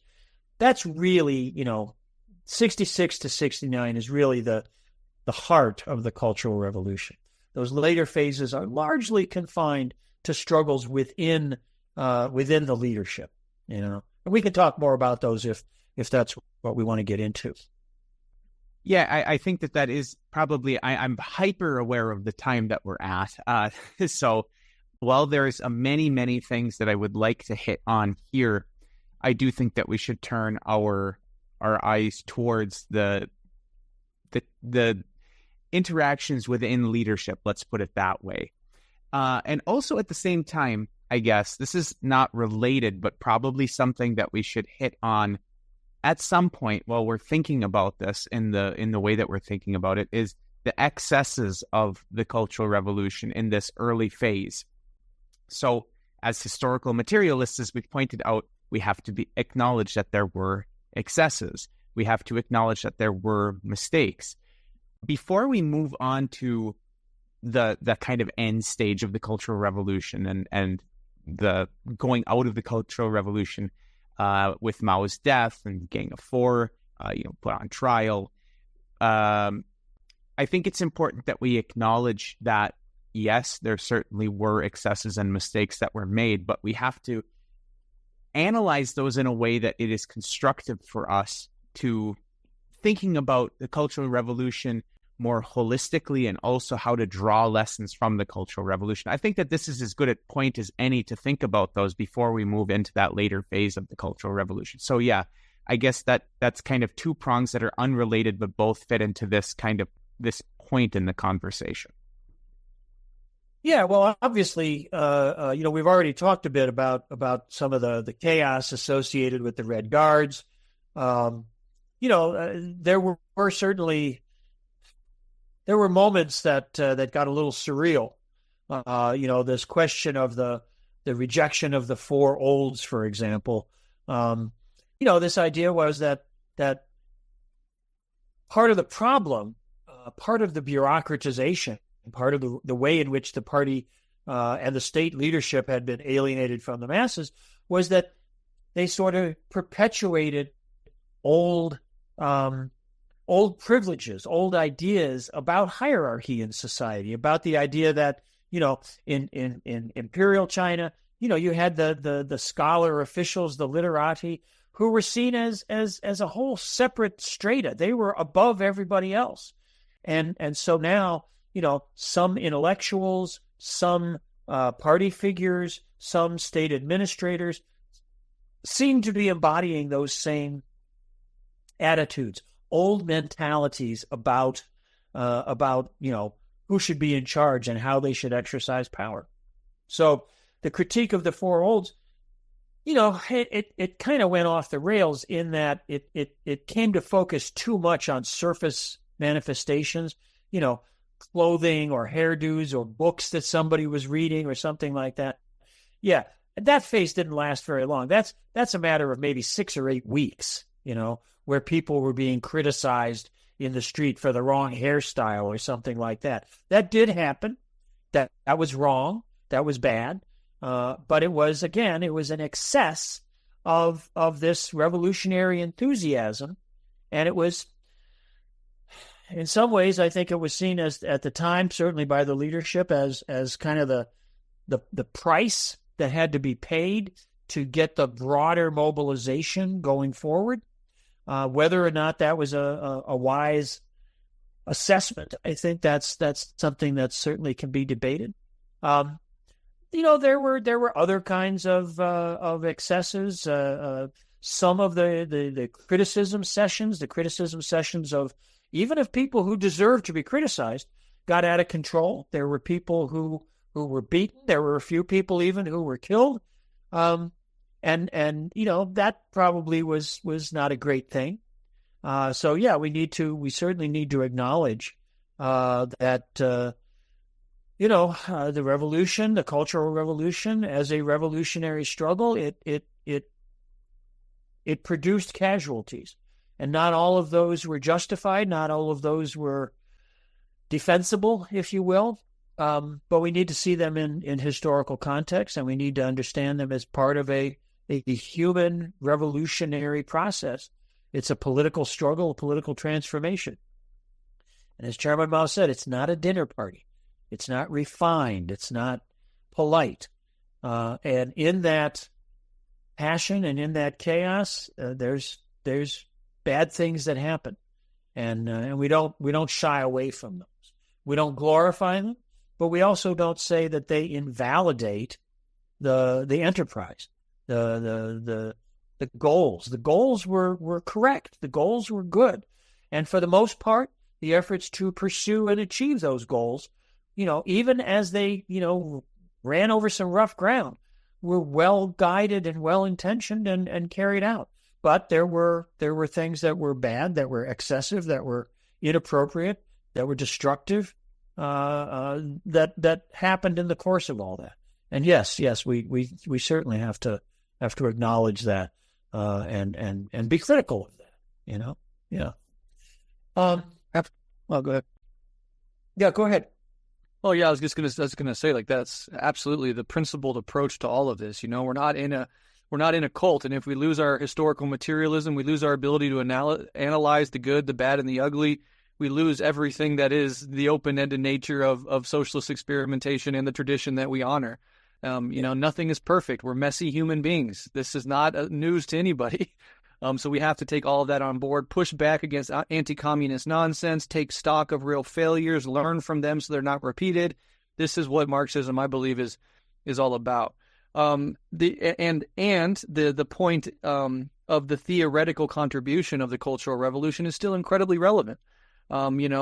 Despite whatever the good, bad, and the ugly of the actual way that the great proletarian cultural revolution played out, and there were plenty of all three, the theoretical reality is that revolution in the superstructure, that putting the revolution in the hands of the masses, that de-bureaucratization, that not allowing the alienation of the party from the masses to take place, those are essential lessons for any socialist movement going forward. And we can thank the Chinese people for that lesson, without losing sight, again, of the excesses, of the tragedies, of the unjustly lost lives, etc. Now, there's no clean way to end this, because we're going to get the next episode is going to be into Deng and the reforms and modern China. And history never doesn't give us nice little chapter endings. But perhaps a good way to end this part of the discussion is with the death of Lin Biao and then the death of Mao. And then maybe you could also touch on who the Gang of Four were, but not say anything much more than that, because I think a good starting place for the next episode is getting into the Gang of Four and then getting into Deng's reforms. So can you just sort of tell us the Lin Biao incident, Mao's death ended on the emergence of the Gang of Four. Yeah, I agree that the sort of end game of the Cultural Revolution and the wrapping up things in 1976 dovetails perfectly with where we want to start the next session, when we start looking at the emergence of the reform program and its unfolding and its dynamics going forward. I think we can leave a little bit of this discussion to be the on ramp, if you will, for that. But at the Ninth Party Congress, Lin Biao, who had been defense minister since 1959, who was himself a marshal of the Red Army and the People's Liberation Army, and had played a heroic role in the Korean conflict. He is named as Chairman Mao's close comrade in arms and successor. He was positioned to be the individual who would lead the party should Chairman Mao exit the planet, and that's inscribed in the party constitution in 1969. And yet, by the fall of 1970. Lin Biao is dead. He goes down in a plane crash in Mongolia, in circumstances which were and it pretty much remain a little murky. But what seems to have happened, to the best of what I've been able to learn from both things that I've read in conversations with people in China, is that the spring of 1969 was a point at which, and we haven't really talked about the Sino-Soviet split or any of that stuff. There's so much to try to pack into these conversations. But, back in 59, because of the Great Leap Forward and the view that the Soviet leadership had of China, which, as we talked about a little earlier, was never entirely comfortable. They'd been very close in the 50s, but in 59, there's a split between the Soviets and the Chinese. That leads to deepening antagonism through the 60s. And the Cultural Revolution was viewed by the Soviets with a certain amount of horror, perhaps in part because they recognized that the bureaucratic critique could equally well be applied to them, if not more so. By the spring of 69, that relationship deteriorates to the point where there are military clashes on the border between China and the Soviet Union. So that's a very, very scary moment. This is when there's a lot of construction of bomb shelters under Beijing and other places. And there was a real fear that there might be war. In that context, it appears, and we're pretty clear on some of this stuff, that Chairman Mao and most of those aligned with him came to view the Soviet Union, the contradiction between China and the Soviet Union, as a greater problem than the contradiction between China and the United States. The United States, of course, was bogged down in Vietnam, had other problems, domestic problems, significant political unrest here in the United States.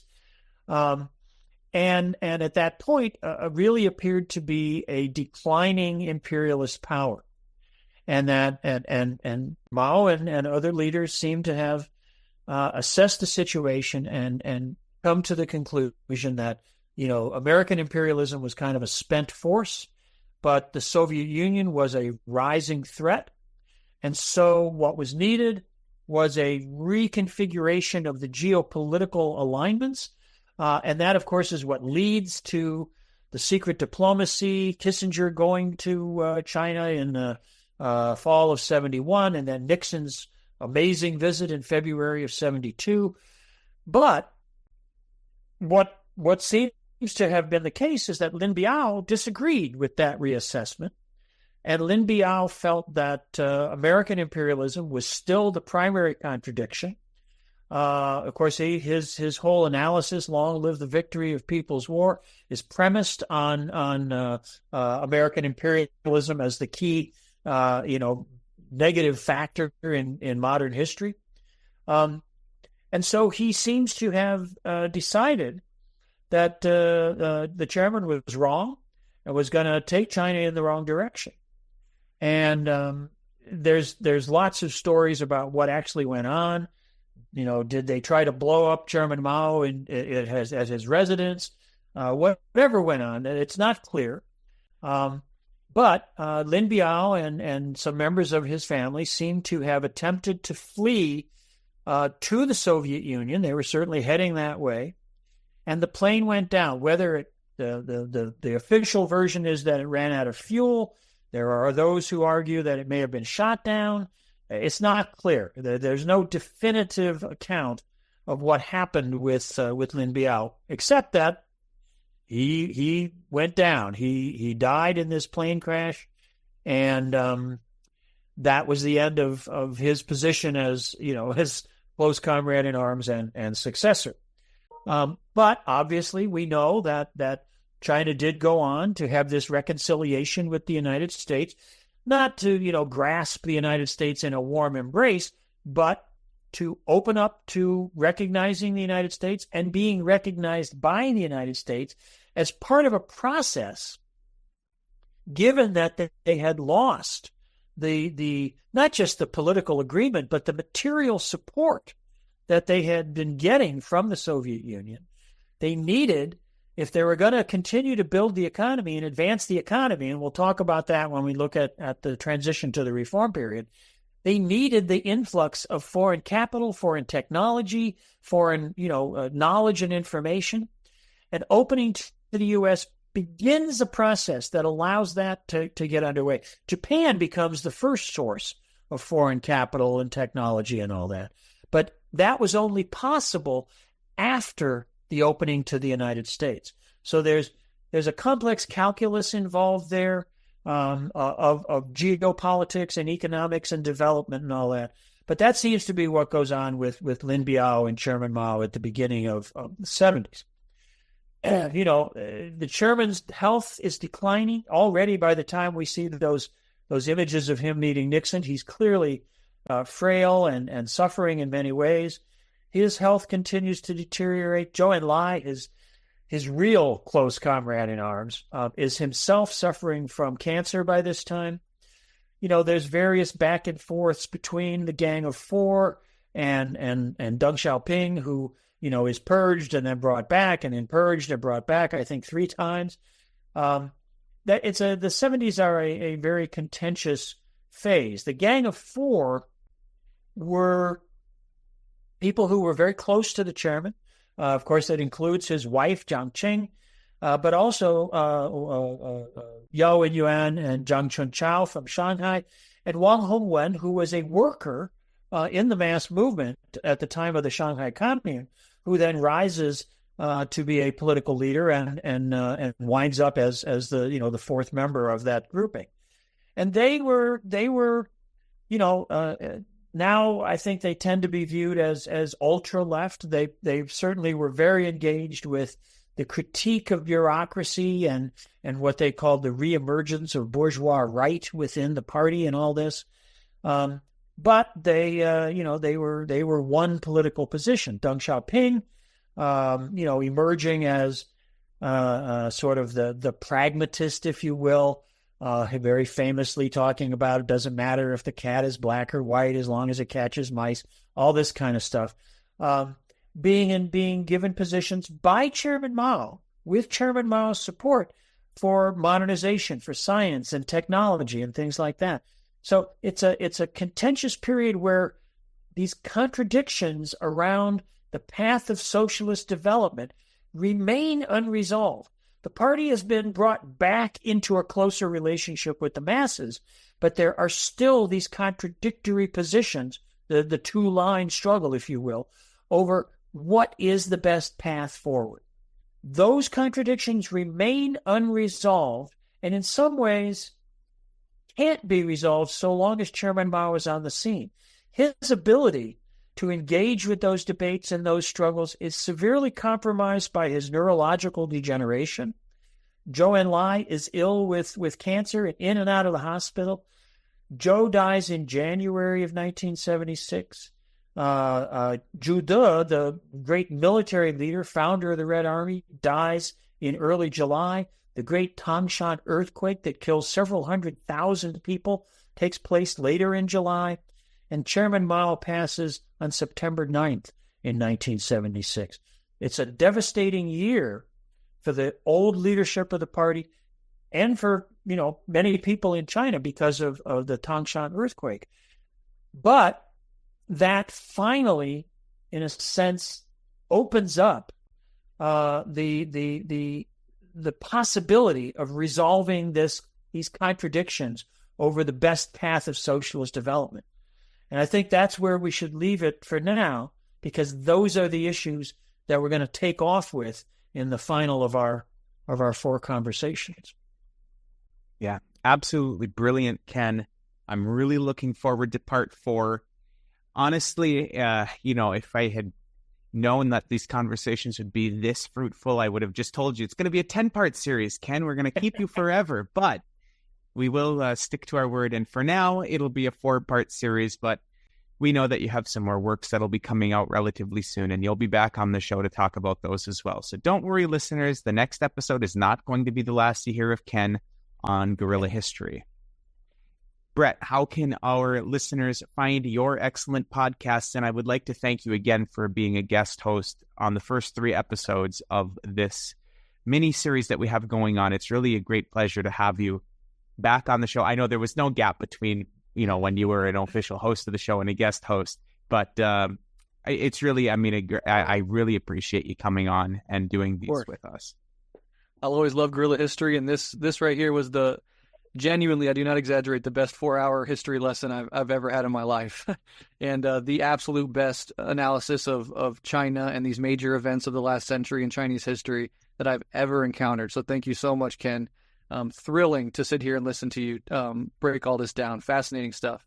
As for me, you can find everything I do at revolutionaryleftradio.com. Yeah, of course, highly recommend the listeners do that. My co-host Adnan Hussein, again, was not able to make it to this conversation, but you should definitely follow him on Twitter at Adnan A. Hussein, Husain, and follow his other podcast, The Majlis, Majlis, which is focused on the Arab world and Muslim diaspora. It's a great show. I've learned a lot from it. Make sure to subscribe to his show and not the one of the same name, hosted by Radio Free Central Asia, which, of course, is a cutout from our friends at the CIA. Don't listen to their show. Listeners, listen to Adnan's. If you don't hear his mellifluous tones, you've gone to the wrong place. Ken, how can the listeners find your excellent book? And I think that we'll just leave it at that. Yeah, well, my the China's Revolution and the Quest for a Socialist Future is published by 1804 Books in New York, and it's available on their website, 1804books.com.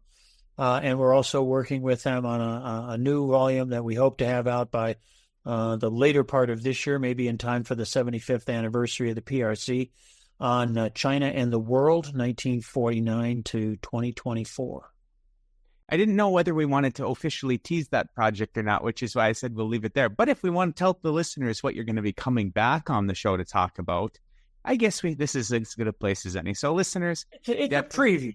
Preview, of course. If you've made it to the end of this conversation, you deserve a little preview. So be sure to stay tuned for that release of that book. And, of course, we'll have an episode with Ken as that release becomes more imminent. As for me, listeners, you can find me on Twitter at Huck1995, HUCK1995. You can help support Guerrilla History and allow us to continue making episodes like this by going to patreon.com/Guerrilla History. That's GUERRILLA History. And you can follow us on Twitter to keep up with everything that we're putting out individually as well as the show collectively at Guerrilla_pod. Again, GUERRILLA_pod. And until next time, listeners, and remember, the next episode is going to be on the reform period of China, so you know you're going to want to stick around for that. Until next time, solidarity.